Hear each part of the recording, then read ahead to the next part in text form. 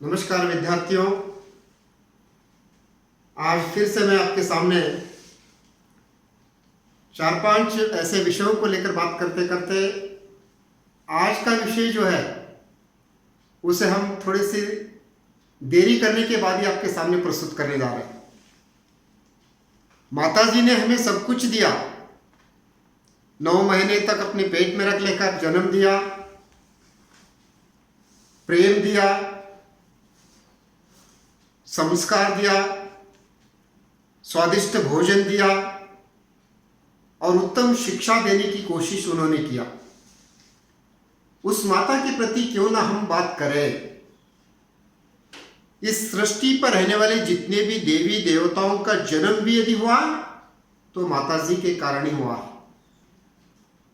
ईश्वर की जन्मदाता भी मां है, तो क्यों हम उसी माताजी को हम लोग समझ नहीं सकते हैं।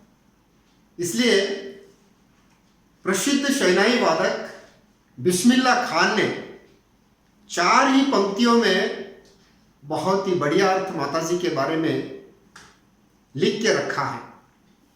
तुझको खुदा कहूं, तुझको खुदा कहूं या खुदा को खुदा कहूं, जब दोनों के शक्ल एक है तो किसको खुदा कहूं।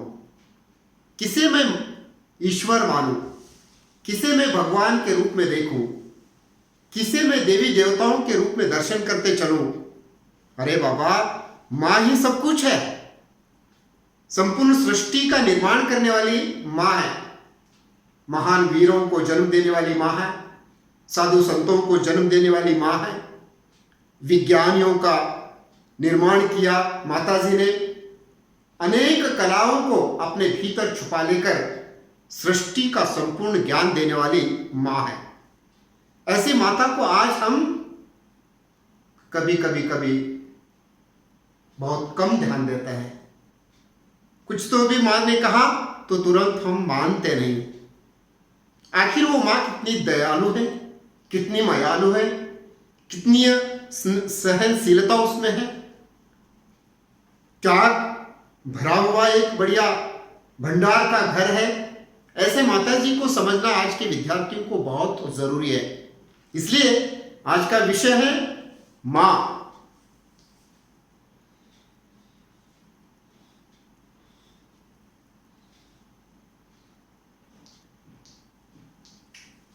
शरण बसवेश्वर को जन्म देने वाली भी मां है।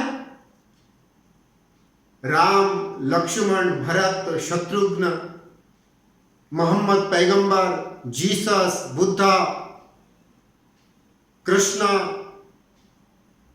और भी क्या कहूं, 13 धामों में दर्शन करने के लिए या 14 पूरे सृष्टि के जितने भी 36 कोटि देवी देवताओं का दर्शन करने हम जाते हैं, उनका भी तो जन्म मां ने ही दिया। इसी मां को समझना सबसे बड़ी क्या बात है। आज जो अपने माता पिता को बहुत ही समीप से समझने की कोशिश करते हैं, उन पर बड़े बड़े महाकाव्य लिखे जाते हैं। मैक्सिम गोर्की ने मदर टाइटल से एक उपन्यास की रचना की। अंत में लिखा है, माताजी का वर्णन करना असंभव है, शब्द नहीं है। हम इतना ही कहेंगे, मां मेरी बहुत अच्छी है, मां मेरी बहुत सुंदर है, मां मेरी बहुत दयालु है, मयालु है, कृपालु है। मां है, मां के सिवाय और कोई नहीं होता है। मेरी मां सबसे अच्छी है। मेरी मां मुझे बहुत प्यार देती है, ममता के सागर में मुझे क्या तैरना सिखाती है। हीरे मोतियों के झूले में डालकर मुझे लोरियां गाकर मां ने मुझे बड़ा किया। क्या कमी है उस माता की तारीफ करने के लिए हमारे पास शब्द नहीं है। फिर भी मैं कोशिश कर रहा हूं। प्रिय विद्यार्थियों, अपनी माता को समझने की कोशिश कीजिए। एक हाथ में ऐसी बात कहना चाहता हूं, मां प्रार्थना है, मां प्रार्थना है, मां प्रेम है, मां सेवा है, मां सेवा है, त्याग का रूप है, मां करुणा का क्या सागर है, मां करुणा का सागर है, मां विश्वास का एक अमृत पात्र है। मां में ऐसी शक्ति भरी है, ममता का रूप अलग तो परोपकार का दूसरा रूप है। ऐसे मां की क्या आज कहानी करुणामयी हो चुकी है। एक दृष्टांत मुझे बहुत याद आते रहता है। माँ अनपढ़ थी, किसी किसी के घरों में जाकर बर्तन कपड़े धोकर अपने बेटे को पालती थी। बड़ा होते होते होते बेटा आईएएस अधिकारी बन गया। पढ़े लिखे बेटे को, अफसरों को देखकर बड़े घरों के क्या माता पिता अपने बेटी को देने के लिए घर आए और एक बहू उनके घर में भी आई। माँ ने एक ही कहा, बेटा देखते रहो अपनी पत्नी को, देखते रहो अपने जीवन को। मैं तो बूढ़ी हो गई, आज नहीं कल मरने वाली हूं मैं, लेकिन तुम्हारा जीवन सुखी रहने दो। माँ कितनी भी कहा बूढ़ी होने दो, बेटे के लिए माँ ही होती है। बेटा अफसर था, अपने पत्नी से कहा, देखिए मेरी माँ ने मेरे लिए बहुत कुछ किया है, जीवन समर्पित किया है, इसलिए मेरी माँ को समय पर पानी, चाय, खाना, भोजन की व्यवस्था करनी चाहिए। तो बहू ने कहा, ठीक है प्रयत्न करूंगी।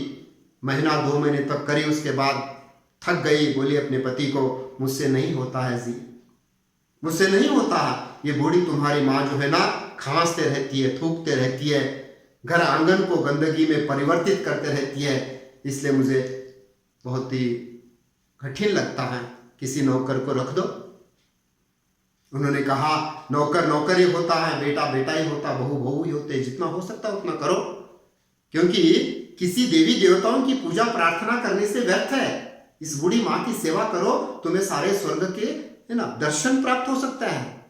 आखिर बहू ने कहा, ठीक है प्रयत्न करूंगी, एक काम जरूर आप कर सकते हैं क्या, अपने पति से पूछियो। बोली क्या, ये जो माँ तुम्हारी थूकती रहती ना, खांसती रहती ना, इसके लिए एक मिट्टी के 1 डजन या 1000 प्लेट ला के दीजिए, उसमें रोज थूकती है, उसे उठाकर मैं क्या बाहर रख कर आती हूँ। बेटे ने बहुत जल्दी समझ लिया, पढ़ी लिखी हो, राय तो बहुत अच्छी है, अपनी दी, लेकर आऊँगा।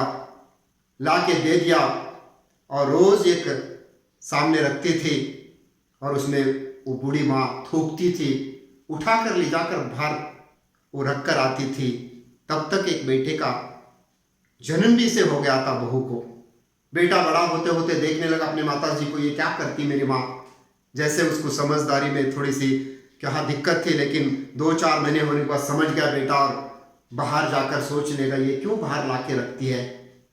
पिताजी एक दिन आए, पूछे, माँ का भोजन हो गया? हाँ हो गया ना। उसका स्नान हो गया? हाँ हो गया ना। ऐसे बोलने लगी, दिन कटने लगे, 1 साल हो गया, बेटा बड़ा हो गया। माँ से पूछा, माँ ये अपनी दादी माँ जो थूकती है ना, ये प्लेट उठाकर बाहर क्यों रख देती है? तो हाँ बेटा वो थूकती है ना, गलीज है, गंदगी है, बदबू है, इसलिए बाहर रख कर आती हूँ। वो सोचा, चलो यही प्लेट क्यों ना बाहर से लाकर धोकर मैं जमा ना करूँ। रोज 1-1 प्लेट ऐसे वापस लाकर धोकर जमा करने लगा। एक दिन उसकी माता ने देखा, और ये क्या कर रहा है गलीज कहीं का, तुझे कॉमन सेंस नहीं है, तुझे लाज नहीं है, शर्म नहीं है, गंदगी का कीड़ा बनना चाहता है, ये झूठे प्लेट लाकर बाहर से उठा के यहाँ पे धो के रखता है। डांटने लगी। उसमें उसके पापा आए, क्या हो रहा है, देखिए कैसे करता है तुम्हारा बेटा, मैं जो प्लेट उठा के बाहर रखती हूँ वही धो के ला के रख देता है। तब पिताजी पूछते, ऐसे क्यों कर रहे बेटा? पापा बुरा मत मानिए, क्योंकि माँ तो ऐसे कर रही है, लेकिन तुम अफसर हो, बड़े पैसे तुम्हारे हाथ में है, अधिकारी हो, कल मैं इतना बड़ा अधिकारी बनता हूँ कि नहीं कि मेरे पास पैसे होते कि नहीं कि तब मैं, अगर मेरी माँ अगर बूढ़ी हो गई, खांसने लगी, थूकने लगी, तो कहाँ से इतने प्लेट लेकर आ सकता हूँ मैं, इसलिए सारे प्लेट मैं मेरी मम्मी के लिए जमा करके रख रहा हूँ। तब उस माता जी के चेहरे पर एक नमूने का, बहुत ही अलग नमूने का भाव उत्पन्न हो गया, और उस पिताजी ने, उस बेटे के पिताजी ने कहा, देखिए बेटा क्या सीख रहा है। ऐसे ही सीख हो सकती है, अपने माताजी के लिए अधिकारी कुछ कर सकता है, लेकिन ये छोटा सा बालक अपने माँ से क्या सीख लिया, तुझे बुढ़ापे में भी ऐसे ही करूंगा, मात्र ऋण चुकाना है। आज हम जितना अपने माताजी को क्या कभी कभी सास को, ससुर को हम सेवाएं देते हैं, शायद भविष्य में हमें मिल सकते, ये आशा भी रखना जरूरी नहीं। इसलिए आज विद्यार्थियों को ये कहना बहुत जरूरी है। शरण बसवेश्वर रेसिडेंशियल पब्लिक स्कूल में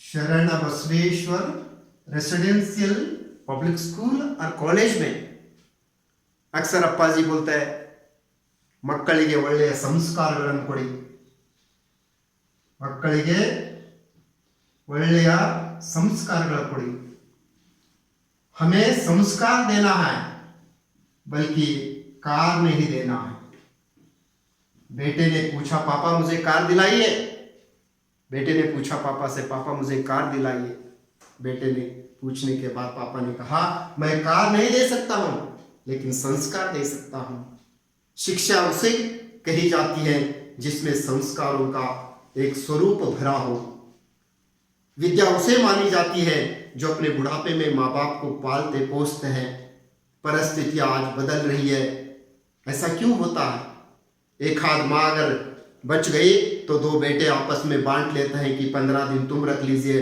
अपने घर में 15 दिन मैं रख लेता हूँ 30 दिन का महीना रहा तो चलो चल जाता है 31 दिन का महीना आया तो एक दिन कहाँ पे रहना एक दिन कहाँ पे रहना वो बोलता है कि तू 15 दिन रख ले मैं 15 दिन रख लेता हूँ 31 का अगर महीना आया तो एक दिन माँ भूखी रहनी पड़ती है उपवास रहना पड़ता है जिस माँ ने बच्चों के लिए सारा जीवन समर्पित किया आज ऐसे बच्चों के लिए एक दिन माँ भारी हो रही है बागबान पिक्चर आपने देखा होगा ये माँ और पिता की क्या कहानी है ऐसे कहानियां मूवी में मत देखिए आपके घर के आसपास ऐसे आज जीवंत कहानियां देखने को मिलती है कोई भी अपने माँ बाप के प्रति एक निराशा का भाव दिखा देता है और बुढ़ापे में कहने शुरू कर देता है कि चुप बैठ तुझे क्या समझ में आती है मेरे प्रिय विद्यार्थियों अपने माताजी को मर्यादा के साथ बात कीजिए उनका कहना मानिए जब भी कोई काम बोलते हैं कम से कम हाँ भरिए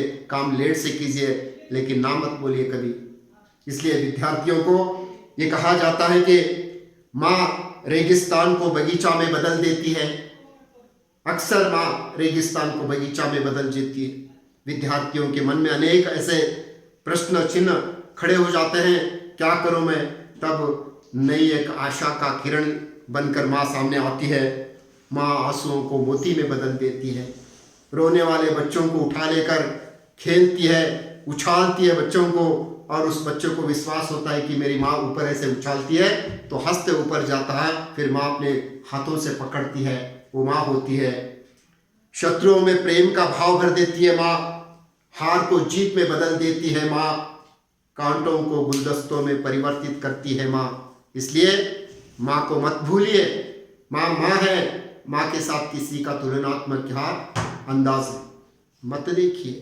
किसी के साथ भी अपने माताजी को कंपैरिजन नहीं कर सकते हम लोग वो नकटी हो काली हो गोरी हो मोटी हो कैसी भी हो लंगड़ी हो अपाहिज हो अंधी हो बस वो हमारे लिए माँ होती है इसलिए एक माँ तो बोलती बेटा मुझे आंखें नहीं दिखती है तुझे देखने की इच्छा है लेकिन अंतःकरण की आंखों से माँ अपने बच्चों को देखने की कोशिश करती है आज भीतर की आंखों को दिखाने के काबिल आज कोशिश करना है हम बाहर की आंखों से माँ को नहीं देख सकते हैं अंतःकरण की आंखें हमारी बंद हो गई इसलिए अपने आसपास के बूढ़ों को या माता पिताओं को हम नजरअंदाज करते जा रहे हैं इसलिए अंत में 2-3 पंक्तियां बहुत विशेष कहना चाहता हूं मैं जिस स्वर्ग की कल्पना करते लोग जिस सुख की परिभाषा देते लोग उसे ढूंढते जा रहे हम लोग बाहर लेकिन जिस श्रवण कुमार ने अपने मात्र भक्ति और पितृ भक्ति के लिए जो किया वो आज फिर से क्या वापस आना है अपने माता पिताओं की इच्छाओं को पूरा करने के लिए तराजू में अपने माता पिता को बिठा लेकर भगवान के दर्शन के लिए निकला था ऐसे आज श्रवण भक्ति मातृभक्ति पितृभक्ति कहाँ गई भक्ति असल में भक्ति का रूप ही है प्रेम और कुछ नहीं है प्रेम ही भक्ति है इसी का उत्कृष्ट रूप हम भक्ति बोलते हैं प्रेम का उत्कृष्ट रूप ही क्या भक्ति है आज किसी भगवान की हम भक्ति करते हैं पूजा करते हैं प्रार्थनाएं करते हैं 12 ज्योतिर्लिंग की यात्रा करते जाते हैं काशी काबा जाते हैं कहाँ नहीं जाते हैं जाइए मना नहीं करता हूं मैं केवल सृष्टि का एक सौंदर्य भरित रूप देखने के लिए जाइए लेकिन वो सभी देवी देवताओं का दर्शन घर में होता है माताजी में होता है इसलिए मातृदेवो भव कहा जाता है। चंद पंक्तियां मैंने लिखा है। माँ रसोई घर की रौनक है। घर में अगर माँ नहीं होती तो रसोई घर का क्या मतलब होता है। 4 बजे उठती है, अपने परिवार के सदस्यों के लिए मृष्टान्न भोजनों की तैयारी करने के लिए नया एक प्लान डालते रहती है। हर दिन कुछ नया बना के, आजकल कोविड-19 के इस महामारी के परिस्थितियों के बीच में क्या क्या बना के नहीं खिला रही है। माँ पूजा के घर की पवित्रता है। घर बैठे ही घर को मंदिर के रूप में परिवर्तित कर देती है माँ। उसे पूजा और प्रार्थना प्लस सेवा, वो 3 बहुत ही विशेष उसके लिए अंग माने जाते हैं। माँ बच्चों के लिए प्रार्थना है। किसी भी बच्चों से मैं यही पूछता हूँ, जाइए अपने माता से पूछिए, मेरा जन्म होने से पहले माँ तुम कितने देवी देवताओं के सामने प्रार्थनाएं की, कितने भगवानों के सामने तुमने मन्नत मांगा। आपको पता है इस गुलबर्गा में जन्म लेने वाले बच्चों का नाम शरण शरण शरण ही रखता है। क्यों रखता है?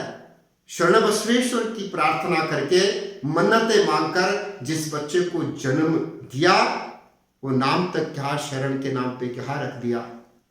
क्या मन्नतें मांगी थी? मेरे लिए एक संतान प्राप्ति होने दो, मुझे सुंदर सुसंस्कृत एक अच्छा सा बालक मुझे दे भगवान, तुम्हारा नाम भी उस पर क्या मैं रख दूंगी। जहाँ जहाँ क्षेत्र के अनुसार हम जाते हैं, हिंदी में महाकवि जयशंकर प्रसाद, तुलसीदास ऐसे उदाहरण हैं जिनकी माताएं क्या राम की पूजा, तुलसी की पूजा ना, जयशंकर की पूजा करने से ही उनके नाम ऐसे हो गए। जयशंकर की पूजा करती थी जयशंकर प्रसाद की माँ। आखिर 9-10 महीने के बाद जब बच्चे का जन्म हो गया तो नाम रखा जय शंकर का प्रसाद, जय शंकर का प्रसाद। ऐसे माताजी हमें क्या एक नाम रखकर काम करने के लिए तैयार कर देती है। माँ आंगन की रंगोली है। सुबह उठ के जब पानी मार कर क्या रंगोली डाली तो किसी के स्वागत के लिए घर सज धज कर बैठ जाता है। माँ प्रेम की बोली है। माँ प्रेम की बोली है, क्योंकि जब बोलती है ना तो मन प्रफुल्लित होता है। आंखों पर रहने वाला दुख सुख में बदल जाता है। आंगन के बाहर खड़ी होकर आज के बच्चों की क्या स्वागत के लिए वेट करती रहती है। अभी तक नहीं आया राजू बेटा स्कूल से, अभी तक नहीं आए बेटी कॉलेज से, देखिए ना लेट हो गया, क्या हो गया देखिए। पापा बोलते कहीं नहीं जाता, आते 10 मिनट में। नहीं देखिए ना जमाना खराब है, कहाँ है पता नहीं, गाड़ी नहीं है, देखिए ना। अगर पापा नहीं गए तो मम्मी निकलती है। माँ स्वच्छता का स्वरूप है। घर में बच्चों को सबसे पहले पाठ पढ़ाने वाली स्वच्छता का हो या जीवन का पाठ पढ़ाने वाली माँ होती है, इसलिए माँ प्रथम गुरु होती है। माँ सेवा के लिए सदैव त्याग करने तैयार रहती है। उसके लिए कुछ नहीं चाहिए। मुझे न खाने के लिए मृष्टान्न भोजन की आवश्यकता है, मुझे बहुत ही अच्छे कपड़े की आवश्यकता है, ना ही मुझे सोने के लिए बड़े बड़े कंपनी के ब्रांडेड स्लीप वेल बेड की आवश्यकता नहीं है। बेटे को क्या कंपनी के बेड पे सुला देती है और माँ नीचे एक टवल डाल के क्या पर्सी पे सो सकती है। माँ ने ऐसे ही क्या बच्चों का पालन पोषण किया, अपने लिए कुछ नहीं मांगा, केवल दिया ही दिया है। इसलिए माता देते रहती है, पिता पालते रहते हैं। आज तुम्हें जो भी शिक्षा दीक्षा शरण Basaveshwar residential school and college और यूनिवर्सिटी में दी जाती है तो सबसे पहली वही शिक्षा है, वही दीक्षा है जो अपने माता पिता को समझकर शिक्षा के क्या रास्ते पर आगे बढ़ते हैं। ऐसे ही आगे बढ़ो और कल के दिन हमें भी एक दिन क्या उसी स्थान पर पहुंचना है। आज का बेटा कल का पिता है, आज की बेटी कल की माँ है। Child is the father of man. हम सदा ऐसे ही नहीं रहता है, हमारा जीवन चला जाता है, बच्चों का जीवन यहाँ पे आता है। आज के पापा कल बुढ़ापे में क्या दादाजी बनेंगे, आज की माँ दादी माँ नानी माँ बनेगी, तुम फिर क्या उनके स्थान पर आओगे। ऐसे ही चक्र घूमते रहता है। इसलिए ये मत समझो कि मैं माँ नहीं बनती हूँ, मैं पापा नहीं बनता हूँ, जरूर बनना है। जीवन के चक्र में परिवर्तन होते रहता है। ये जो जीवन है, ये जीवन का चक्र घूमते रहता है अक्सर। यहां अगर वो बेटा है तो यहां वो पिता भी रह सकता है। यहाँ अगर वो माँ है तो यहाँ बेटी बन सकती है। ये घूमते रहता है। इसलिए मेरा एक ही कहना है, सुबह उठो, अक्षरशः अपने माता पिताओं का कहना मानो और हाथ जोड़कर साष्टांग नमस्कार उनको डालो, उनका आशीर्वाद लेकर घर से बाहर निकलो। तुम्हें कोई दुश्मन भी कहा, अगर पीटने मारने आया तो कुछ नहीं होता। इसलिए कबीर ने कहा, जिस पर माता पिता का आशीर्वाद होता है उसे कहा कांटा भी नहीं चुभता है। दुश्मनों के बीच में भी हम लोग सुरक्षित रहते हैं। जन्म लेने से पहले माता जी के पेट में हम लोग 9 महीने, 9 दिन, 9 घंटे, 9 मिनट, 9 सेकंड तक सुरक्षित रहे, जो हमें कुछ भी पूछने की आवश्यकता नहीं थी। जन्म लेने के बाद भी हमें माँ रहने तक कुछ भी हमें कहा कमी नहीं होती है। इसलिए घर जाते ही पहले क्या होना बेटा, खाने के लिए चाय बनाऊं, कॉफी बनाऊं, जूस बनाऊं, पूछती है माँ, पूछती है। इसलिए उस माँ के प्रति आज के ये विचार समर्पित है। आप सभी को उत्तम भविष्य, सदैव सुख और आनंद प्राप्त हो, यही मेरी आशा है। ऐसे एक उत्कृष्ट शिक्षा संस्था में हम और तुम मिलकर एक मजबूत, एक सशक्त भारत का क्या निर्माण करेंगे। धन्यवाद।